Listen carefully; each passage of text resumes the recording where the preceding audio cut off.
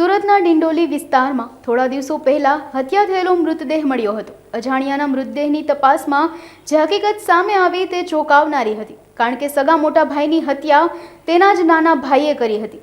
ઝઘડાળુ સ્વભાવના કારણે મોટા ભાઈથી કંટાળી તેની પત્ની પિયર જતી રહી હતી, જ્યારે માતા સાથે ઝઘડો કરતો હતો, જેની જાણ નાના ભાઈને અને માસીના દીકરાને થતાં તેમણે ભેગા મળીને હત્યાને અંજામ આપ્યો હતો।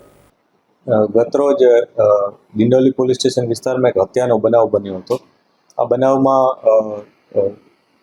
પીસીઆર અમારી ત્યાં ગઈ હતી 100 નંબર કોલને આધારે।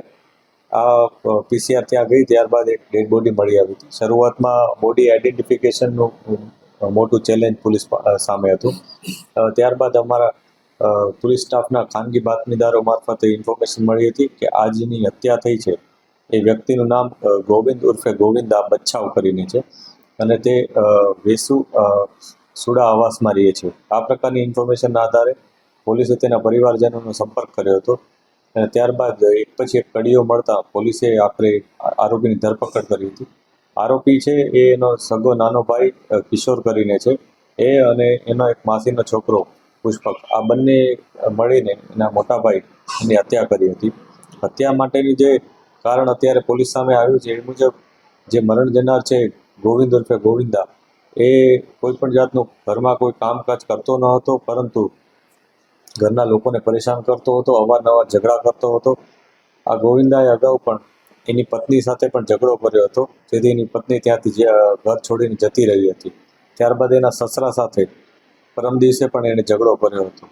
એની બાબતની ફરિયાદ લઈને એના જે મરણ જનારના સસરા પણ ત્યાં એમના પરિવારને ત્યાં મળવા આવ્યા હતા અને વાતચીત કરી હતી। ત્યારબાદ સાંજના સમયે આ મરણ જનારે એમની માતા સાથે પણ ઝઘડો કર્યો હતો અને પરિવારમાં ખૂબ જ એ લોકો પ્રોબ્લેમ ઊભા કર્યા હતા। એ પ્રકારની વાત પોલીસને આરોપીઓ તરફથી મળી છે। આરોપીઓનો કહેવા મુજબ અને અમને જે ઇન્ફોર્મેશન, અમે જે એવિડન્સીસ ભેગા કર્યા છે એ મુજબ આરોપીએ પોતાના માસીના દીકરા ભાઈ સાથે મળી અને રાતના સમયે તેઓ કડોદરા બાજુ જતા હતા, એ દરમિયાન નીચે બેસી બાઇકમાંથી ઉતર્યા હતા અને ત્યારબાદ એની હત્યા નિપજાવી હતી। ત્યાંથી તેઓ નાસી ગયા હતા। પોલીસને પહેલાં જે બી ડેડ બોડી આઈડેન્ટિફાઈ થઈ ત્યારે પોલીસને ઇન્ફોર્મેશન મળી કે આ વ્યક્તિનો પરિવાર વેસુ સુડા આવાસમાં રહે છે।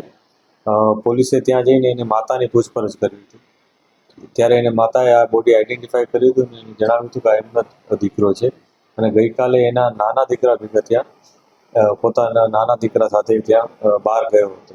ત્યારબાદ એના જે નાનો દીકરો કિશોર છે એની પૂછપરછ કરતાં ખૂબ કોઈ સંતોષકારક જવાબ આપ્યો ન હતો, એટલે પોલીસની થોડીક શંકા મજબૂત બની હતી અને આ શંકાના આધારે વધુ ઊંડાણપૂર્વક પૂછપરછ કરતાં છેવટે પોલીસને જાણવા મળ્યું હતું કે આની હત્યા કરનાર એમનો નાનો ભાઈ કિશોર જ છે।